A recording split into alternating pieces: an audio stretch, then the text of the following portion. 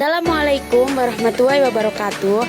Perkenalkan, nama saya Husnul Hatimah dari Prodi TBI 25. Selamat datang di video pembelajaran pengantar studi Islam. Hari ini kita akan melakukan perjalanan waktu menelusuri sejarah panjang peradaban Islam mulai dari masa Rasulullah hingga era modern saat ini. Mengapa kita belajar sejarah? Karena dengan memahami masa lalu, kita bisa melangkah lebih baik di masa depan. Pembahasan yang pertama yaitu masa Nabi Muhammad SAW dan Khulafaur Rasyidin.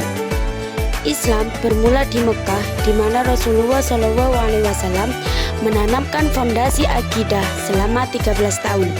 Kemudian di Madinah, Islam berkembang menjadi sebuah kekuatan sosial dan politik yang adil.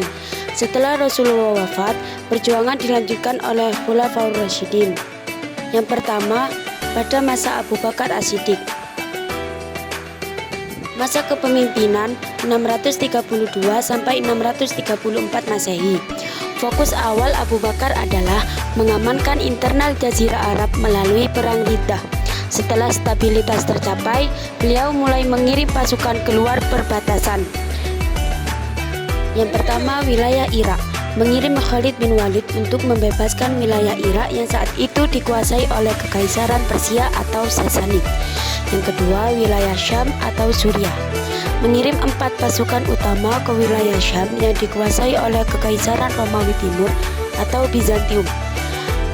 Tujuan dari di atas yaitu melindungi perbatasan Madinah dari ancaman dua kekaisaran besar tersebut. Yang kedua, masa Umar bin Khattab, masa kepemimpinan 634 sampai 644 Masehi. Ini adalah masa ekspansi besar-besaran atau Futuhat al-Islamiyah. Islam berkembang sangat pesat karena strategi militer yang brilian, yaitu penaklukan Suriah dan Palestina.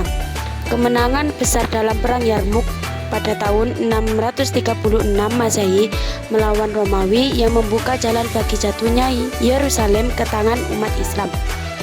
Dua, penaklukan Persia. Kemenangan dalam perang Qadisiyah pada tahun 637 Masehi menghancurkan kekuatan utama Persia dan merebut ibu kotanya Madain.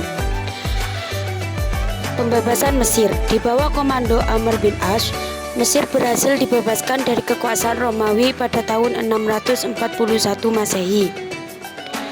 Yang ketiga, masa Utsman bin Affan, masa kepemimpinannya tahun 644 sampai 656 Masehi.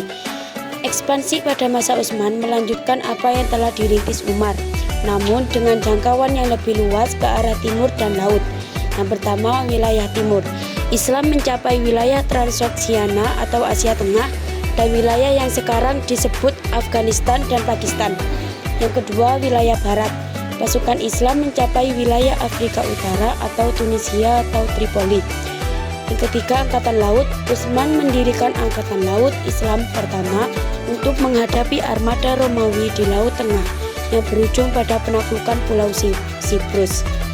Yang keempat, masa Ali bin Abi Thalib. Masa kepemimpinan tahun 656 sampai 661 Masehi.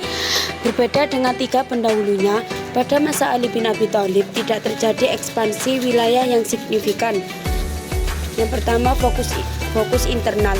Perjuangan Khalifah Ali terfokus pada stabilitas dalam negeri karena terjadinya berbagai fitnah dan perang saudara, yaitu perang Jamal dan perang Siffin. Konsolidasi, Ali berusaha menjaga kesatuan wilayah yang sudah sangat luas agar tidak terpecah belah akibat konflik politik internal. Pembahasan yang ketiga, perbedaan dinasti Umayyah dan Abbasiyah. Selanjutnya, sejarah mencatat 2 dinasti besar yang sangat berbeda karakternya. Yang pertama yaitu dinasti Umayyah atau Damaskus. Fokus pada perluasan wilayah atau ekspansi, Islam menyebar hingga ke Spanyol dan Afrika Utara. Gaya kepemimpinannya lebih bersifat monarki atau kerajaan. Yang kedua yaitu dinasti Abbasiyah atau Baghdad. Inilah masa The Golden Age of Islam.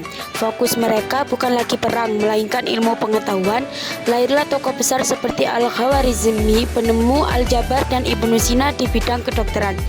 Perbedaannya jelas, Umayyah menguatkan wilayah, Abbasiyah mencerdaskan peradaban. Pembahasan yang keempat yaitu masa pertengahan dan modernitas. Memasuki masa modern, Islam menghadapi tantangan besar dari kemajuan Barat. Di sini, para tokoh Islam mulai melakukan pembaruan atau ijtihad agar umat Islam tidak tertinggal. Islam bukan hanya tentang masa lalu di padang pasir, tapi tentang bagaimana nilai-nilai Al-Quran menjawab tantangan sains dan teknologi saat ini. Pembahasan yang kelima yaitu contoh konkret dalam kehidupan sehari-hari. Apa contoh nyatanya bagi kita mahasiswa? Semangat literasi. Kejayaan Abbasiyah terjadi karena mereka rajin membaca dan menulis. Sebagai mahasiswa, rajin mencari referensi dan tidak menyebar hoaks adalah bentuk nyata kita menghargai sejarah Islam. Sejarah mengajarkan kita bahwa Islam adalah agama yang mencintai ilmu dan kemajuan. Penjelasan singkat mengenai sejarah Islam. Semoga video ini menambah wawasan kita semua. Saya Husnul Khotimah pamit undur diri. Wassalamualaikum warahmatullahi wabarakatuh.